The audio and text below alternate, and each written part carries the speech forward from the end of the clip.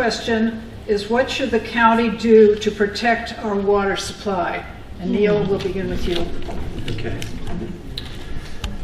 Well, I'd have to go back to 2010, 2014.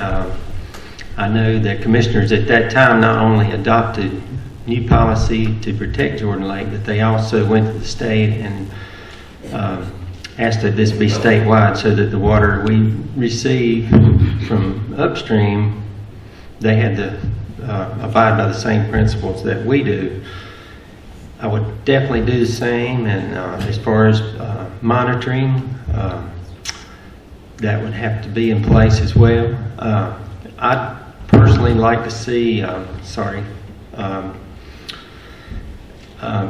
more testing done locally. I mean, we use a lot of water on the farms there for livestock and poultry, and I never really know our water levels, or we do test for grade A milk, but it's a random test, and it would be good if we had a little more testing in place there, because everything on the dairy is we run Class B animal waste operations, so we have to test our soils and everything before it's land applied and all that. So I can speak to the agricultural side of it more so than the other side. But water, as I mentioned earlier, I've already said it, that's our future biggie there. I think it's real important. I would do everything I could to make sure it stayed that way. Okay.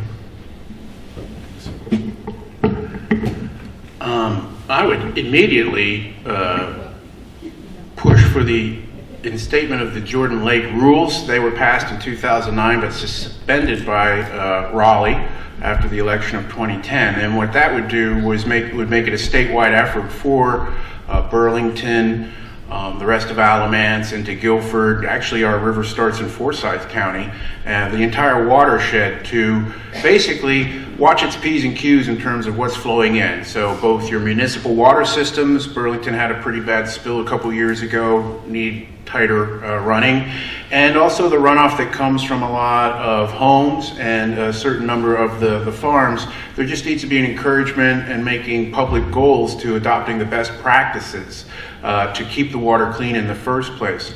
Another thing that's a threat to Chatham's water specifically is the prospect of hydraulic fracturing, where in order to get pockets of gas in Chatham and mostly in Lee County, they're going to have to use tremendous amounts of water from our watershed.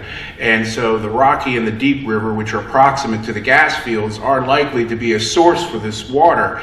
And that will pose a tremendous problem, not only for agriculture in the area, there'll be less water that they can draw into it, but it'll change the water table itself, this kind of hydraulic fracturing. And then there's the question of what to do with the water after it's been in a well and mixed with all kinds of chemicals in order to make the fracturing of the rock happen. And even though right now we are not getting pressures from the market to exploit this gas field, because it's been discovered, it's only a matter of time. It may not be between now and 2050, but maybe after that. And so our board declared a fracking moratorium so that the county could get some professional guidance and establish some policies that are applicable and legal under North Carolina law in order to make sure that the negative impacts of fracturing, especially as it deals with the water table, we'll be ready for it. We'll at least be able to have the proper policing of that effort. So Jordan Lake rules, fracturing. And about Jim covered fracking very adequately, where in fact our next meeting will be looking at our language for our ordinances, because ordinances on the county level are our law. So we have to figure out how we can manage within state constraints and still protect Chatham County, because that's my job as a commissioner, is to protect our citizens and do the best job we can. And in terms of the Jordan Lake rules, they are not implemented. We do have, Chatham had established some buffers because that particular part of the rules were in effect. What is not in effect is how to deal with new development and existing development. Those are the very expensive parts of the Jordan Lake rules. As to other strategies, because we do know we're very rich in water in the Piedmont. We have a lot of streams. We have a lot of we have some major rivers, and we have a lot of creeks and streams, and most of which flooded, of course, during Hurricane Florence. So some of those little ephemeral streams that you may not see, they don't have water, maybe a day or two every year, they were all full of water. So we have to be cautious of all our surface waters and protect our surface waters, because the surface waters and the groundwater, the surface waters replenish the groundwater. The other area that we really need to start addressing, and that is stormwater. Stormwater is what we are going to have going forward, because our rain events are going to be heavy, quick rain events rather than little drizzles that go into the ground. We're going to have very high volume rain events with climate change. We're already seeing it.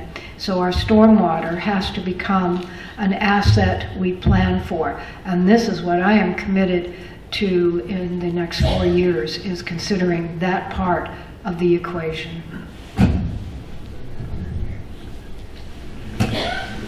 So the biggest challenge I see with water quality is the lack of local control. Chatham County has different challenges when it comes to the water and how we keep it clean than maybe someone does in the far western part of the county or far eastern part of the county. And I applaud the current Board of Commissioners for the moratorium that's in place on fracking. We've got to do everything we can to stop fracking. I think it's a good first step, but it's certainly not anything that can't be easily undone by the state.